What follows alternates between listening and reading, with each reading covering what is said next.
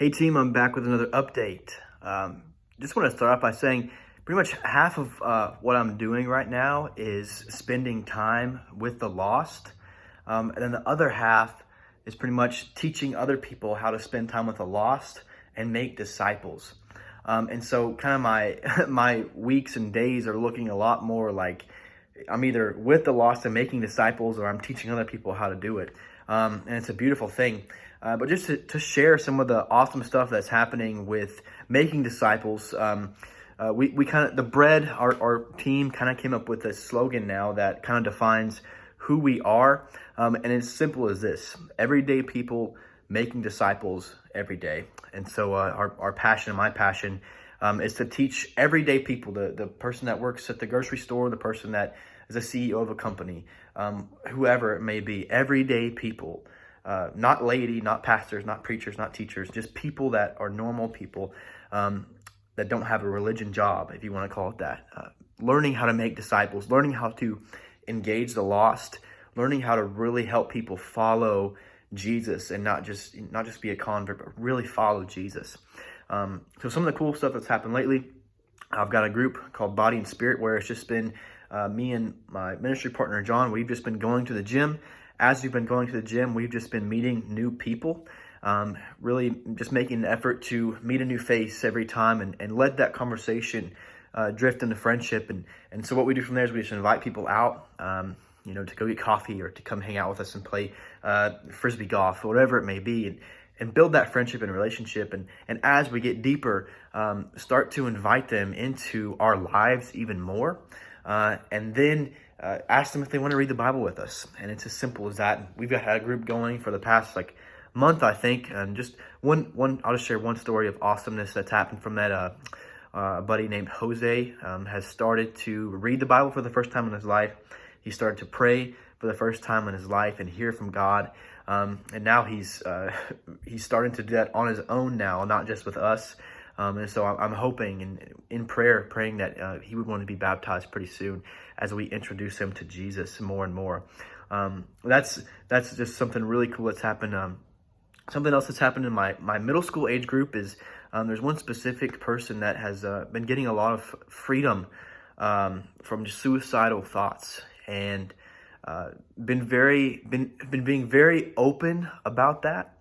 Which is some tremendous breakthrough, but they've got a ways to go to really push through that. And so I would appreciate your prayer so much for this person, just to be a conqueror, to conquer those thoughts that the devil is sending them, and to get complete freedom from any suicidal thoughts.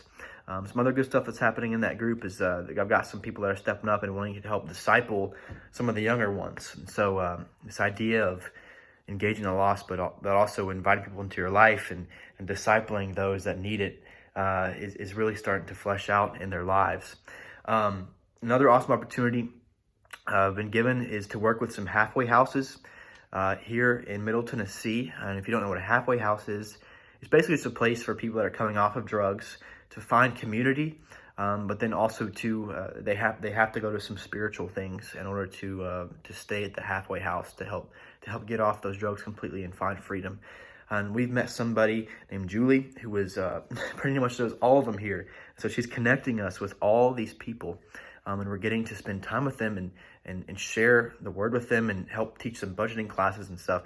So there's a lot of opportunity there to help these men that need freedom get freedom. So I'd appreciate prayer support for that opportunity as well. Another update, I got a lot of updates.